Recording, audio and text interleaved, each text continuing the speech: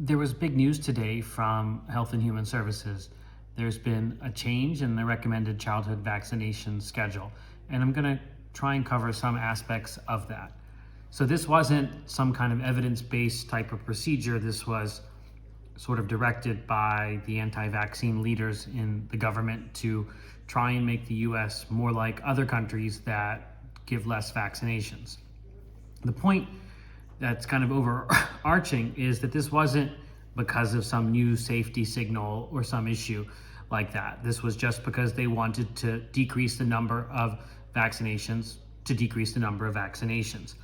So what they've done is tiered it into three things: vaccines that are recommended for everyone, vaccines that are recommended for high risk people, and then vaccines that are supposed to be clinical decision making, meaning a discussion between doctors and the individual getting vaccinated.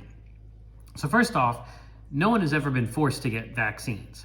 And every vaccination choice is something where a person does not have to get it, and they are completely free to discuss it with their doctor and to go through the risks and benefits of any given vaccination.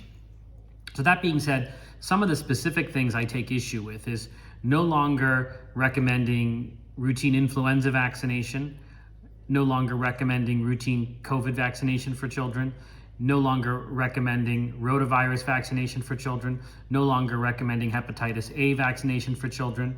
We've talked about the hepatitis B stuff. They continue to keep that the way it was, that they're encouraging testing of women, which was going to miss cases. But if you have an unknown status of a mother, then you vaccinate the child at birth against hepatitis B.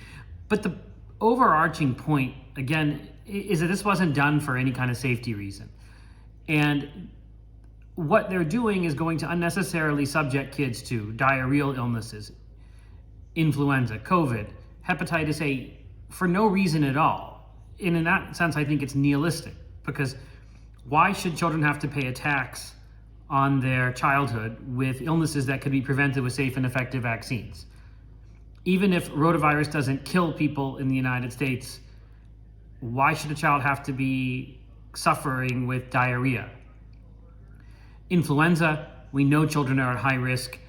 It makes no sense to not vaccinate young children against influenza, just like it makes no sense to not vaccinate children against COVID, especially in the first years of life. So to me, this is all just kind of a pandering to the anti-vaccine movement, which is now part of our government officially. So it's not surprising.